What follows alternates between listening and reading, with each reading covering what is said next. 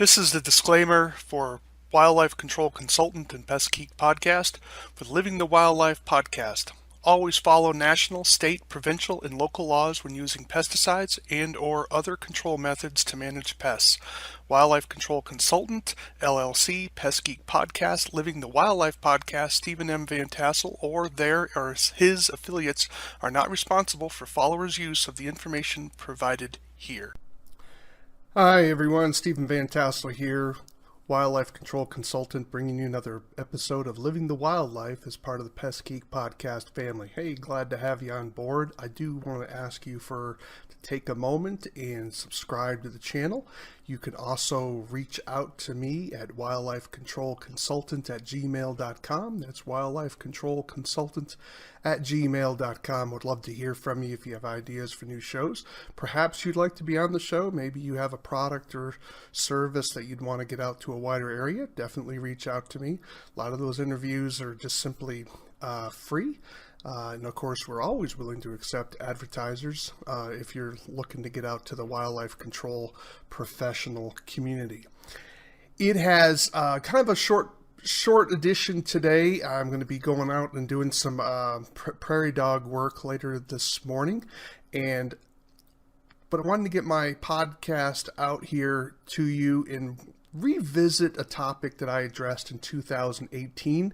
I don't know how many of you go back and listen to the earlier podcasts. I tried not to repeat topics per se, but this is certainly one that is important to discuss, especially as we start looking at getting to the fall when many people start having rodent control issues and temperatures start to drop.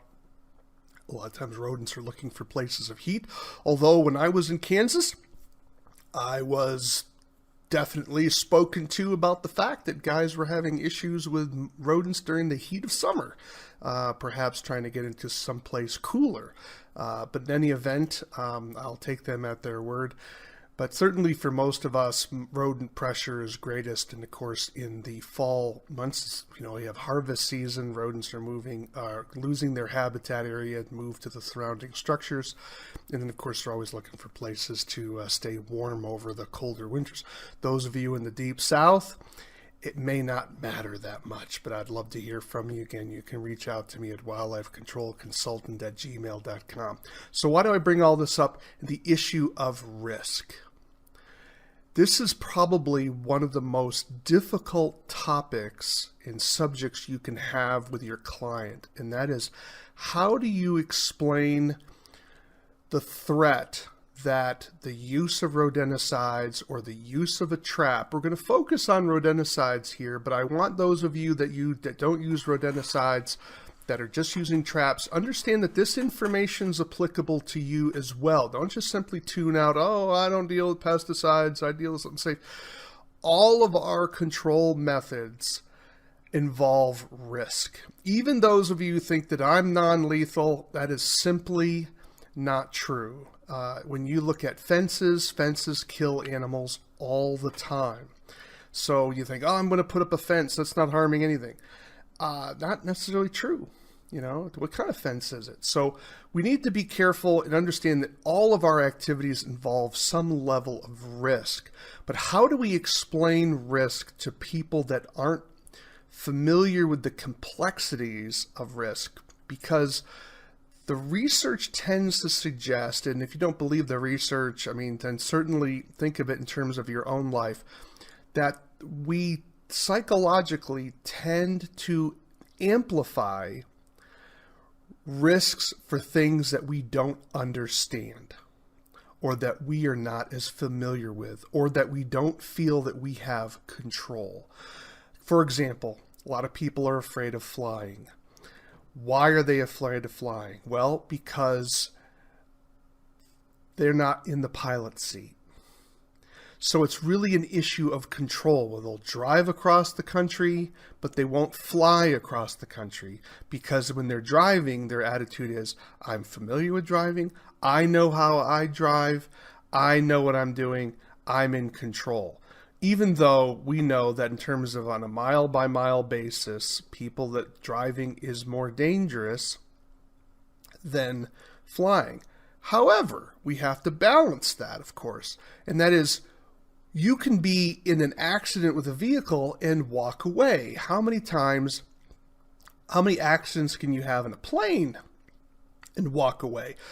So another aspect of risk is how catastrophic is the event, but I'm kind of getting way ahead of myself. So you can see how complex this is.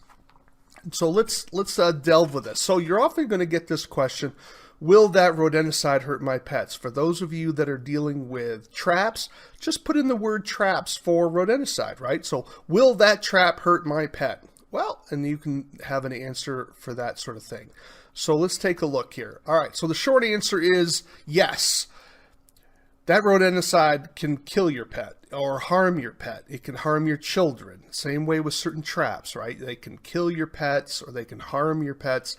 How are we going to address these? Say, I use cage traps. Don't understand cage traps can harm animals as well. If you're not clear on that, get a copy of my book, Being Kind to Animal Pests, talks about some issues with cage and box traps. So there can be harm there. Maybe less likely to have severe harm, but there certainly can be harm there. So when it comes to rodenticides, there can be harm, but the risk of this harm is more complicated than just simply saying yes, right? So the short answer is yes, but that is an incomplete answer. There is more involved in dealing with risk with rodenticides or traps than what meets the eye. And so let's try to explore that a little bit more.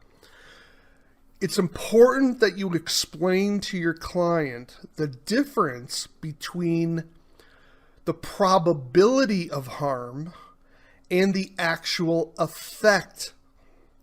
So risk is a probability. What are the chances that something bad will happen? Harm discusses what is the severity of that harm if we actually encounter it. And again, I gave that illustration, right? So if we talk about accidents with planes versus vehicles, the risk of having an accident with a vehicle is significantly higher than the risk of an accident with a plane. But when we talk about what the harm is, though, what's the likelihood of you being injured? Well, you can have a lot of vehicle accidents and walk away, but when you have a plane crash, the harm tends to be very high. Let's put this in terms of rabies. The likelihood that an American citizen is going to encounter rabies is extraordinarily low. However, when you are potentially exposed, the harm is generally death. So that's a pretty big risk.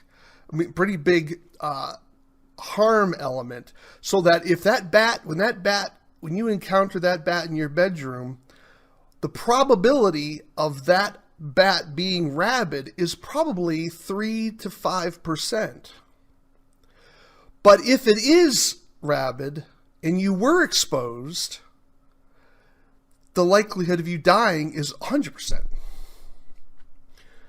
So these two elements have to be balanced when you're talking about the probability of, which is the risk, versus what is the effect if we have that event occur, right? So make sure you separate with your client risk and harm.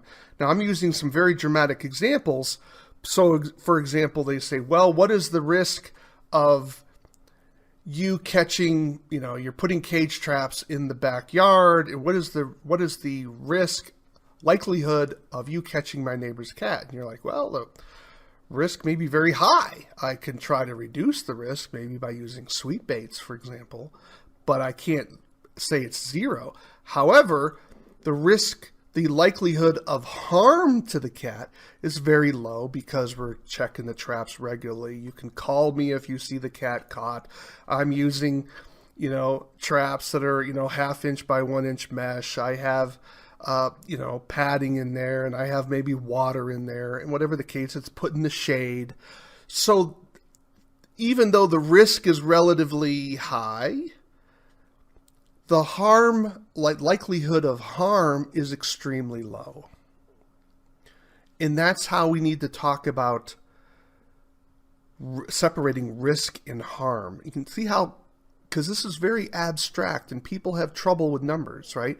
Look, people buy lottery tickets all the time. Well, this is going to be the winner. Well, the likelihood of them winning is extraordinarily low, right? Because we don't understand the nature of probability and chance. So here's another way of explaining risk and harm. That's the hazard. So the hazard equals, as an equation, exposure, what's the likelihood of you being exposed, times the toxicity. How lethal is this particular rodenticide? So exposure is just an umbrella term that covers how distributed is the toxicant, how available is the toxicant. So distribution is how many bait stations do you have in the area? All right, let's say you have 20. Well, that raises the likelihood of exposure. But then you have to say, well, how strong are those bait stations? How available is it to the organism that's going to go after it? Well, if you have good bait stations, maybe you use steel, for example. Well, what's the likelihood of a dog getting into that bait station? Well, it's pretty low, so it's not really available, is it? We have a lot of it out there, but they really can't access it, right? It's sort of like, you can have a gun on the wall, but if it's all locked up and, maybe the firing pin's removed, what's the risk of the gun, right? It's available, but it doesn't work. So who's it going to harm? I mean, I guess you could use it as a club, but that's not usually not what we're talking about, right? Well, how about the animal's individual behavior? How aggressive is this? Is it a pit bull that's going to chew through steel? Probably, I doubt even the pit bull's going to do that, right? And what are the population dynamics? How many animals are going to be going after those bait stations? So that's the exposure part of the equation. Now, when we deal with toxicity, we have to ask the question, well, what's the LD50? And what's the persistence of the toxicant? In other words, does it dissipate relatively quickly, or is it highly toxic? Does it require a lot to be eaten? Whatever the case may be. So that talks about hazard. So when we're dealing with risk, another way of understanding risk is that risk equals probability times the toxicity or severity times exposure. So let me unpack this a little bit more for you, especially those of you who aren't able to see the slide. So probability is what is the likelihood that a negative or an unwanted event is going to occur. The toxicity and severity refer to what are the consequences of that negative event. Is it just morbidity? Morbidity is where it reduces the quality of life of the organism.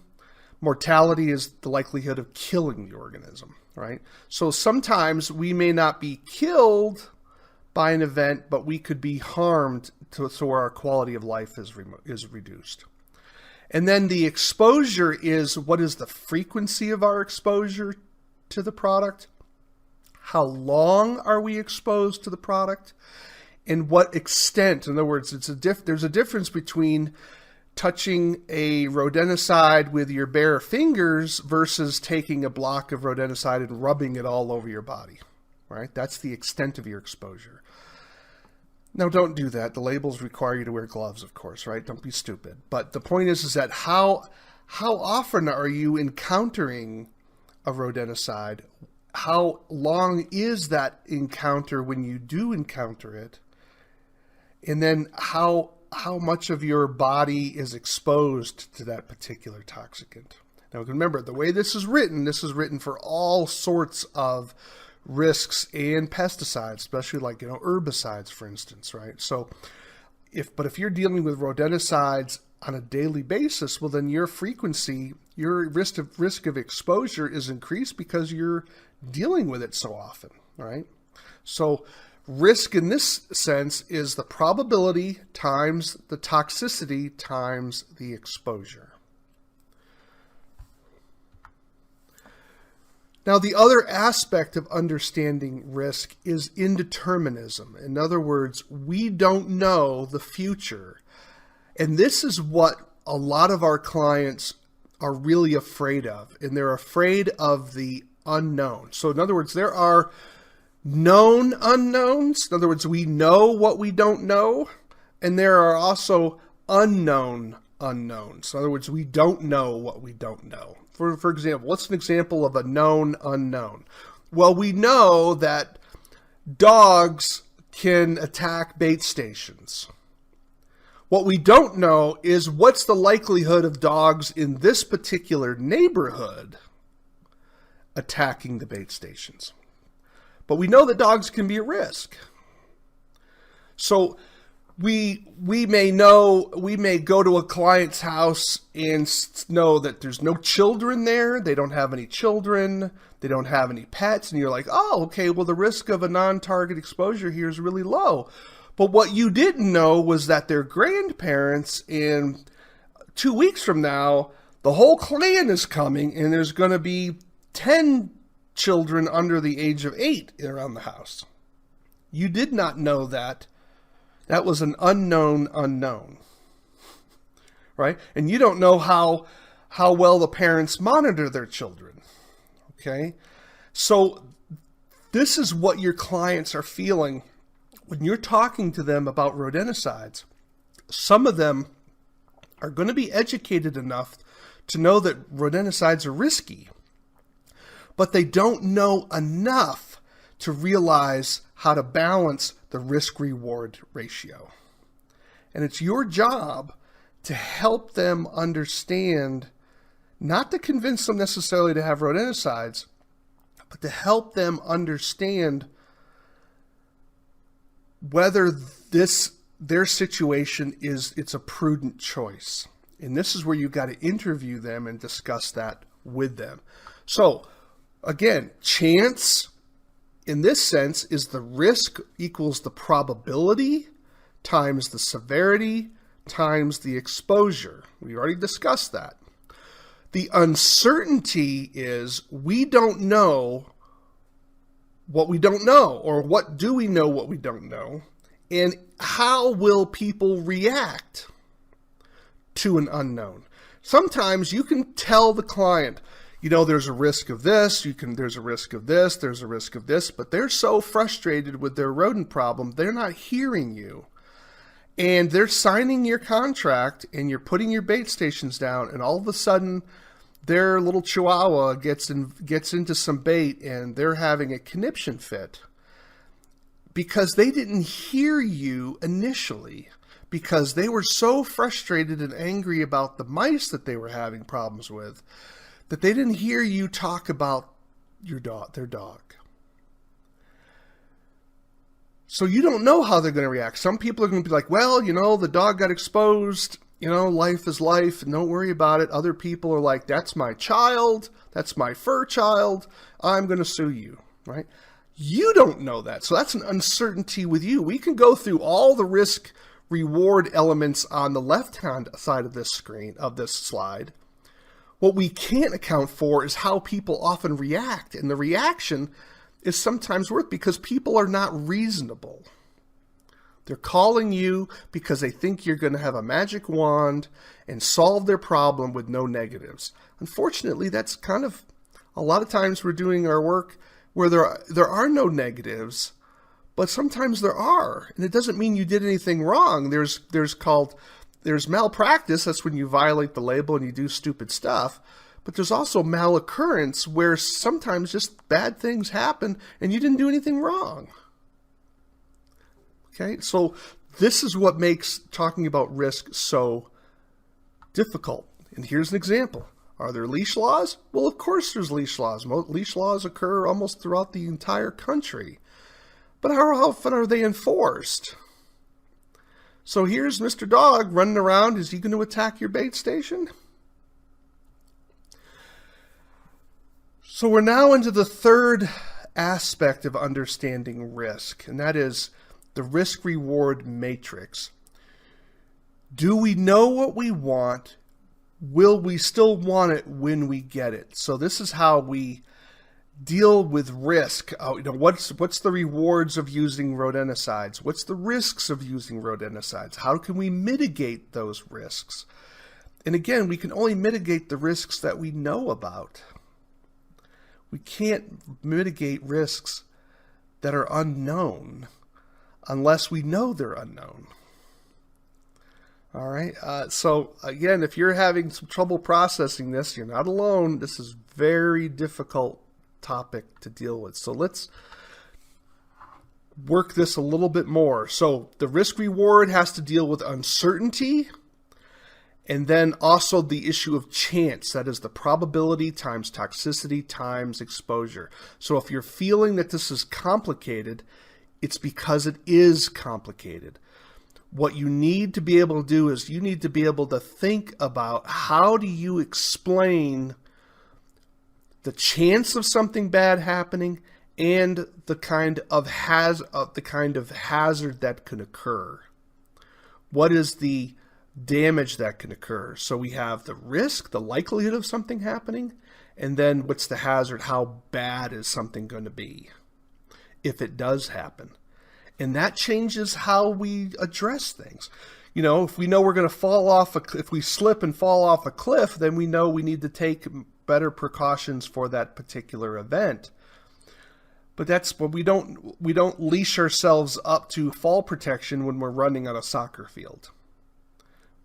Right? So we're addressing the types of risks that we know that we can encounter. And this is why you as a professional need to be evaluating your practices, to be thinking of, am I doing the right thing here? Have I considered all the elements of the issue here? And as you gain more experience, you're going to have a better sense of what's likely to occur in a particular area, and make sure that your bait stations or rodent bait applications reduce those risks. For example, you could just simply say, company policy, I'm only putting bait stations inside of structures in areas that are difficult for people to access. Attics, crawl spaces, high areas maybe along the foundation, above drop ceilings or whatever. All right. Does that eliminate the risk of a child getting into it? No, but does it substantially reduce it? Absolutely it would. Does it make your job harder? Oh, yeah. Absolutely it does, right? You can say, I'm going to use steel bait stations all the time with a real secure locking mechanism. Does that reduce your risk? Absolutely. Does that increase your cost? Absolutely. Okay, so how far do you want to go with this? All right, well, that's basically what I'm going to talk about here today. Let me just get to my last slide here. Whoops. But I hope that this has been helpful, if not maybe adding more fog to your understanding of the risk-reward concept. It is complicated, but try to get those two elements, differentiate between chance, the likelihood of something happening, versus what is the hazard, how severe something is going to, what's the impact of that event if it does occur. And that will help you at a very foundational level explain this to your client. So what's the likelihood, man, of your dog getting into the bait? Well, it's low because of my bait stations. However, the bait that I'm using, your dog would have to eat X amount to start having a negative effect. That's one way to go about it. Now, I want you to be careful talking about effects with rodenticides, because LD50 is just sort of an average. That dog's response to a rodenticide may be radically different than the LD50. Because remember, LD50 only tells us what killed 50% of the population. That meant 50% lived, but some of those animals died well below that 50%. So you don't know if which end of the scale that dog is going to be on. Okay, so it's very, very complicated. Be careful of absolute statements. think about your contract, think about how you explain, and maybe we need to be charging a little bit more for rodent control to get people so that we're using the right equipment and spending the time necessary on site to make sure that we are using rodenticides and any pesticide, not just rodenticides, but I'm focusing here on rodenticides in our devices, whether they're traps or rodenticides, responsibly, and really trying to minimize those untoward events that we're trying to avoid. Well, I'm Stephen Vantassel. You've been listening to Living the Wildlife as part of the Pest Geek podcast family. Again, do take the time, if you would, to subscribe to our channel, ring the bell.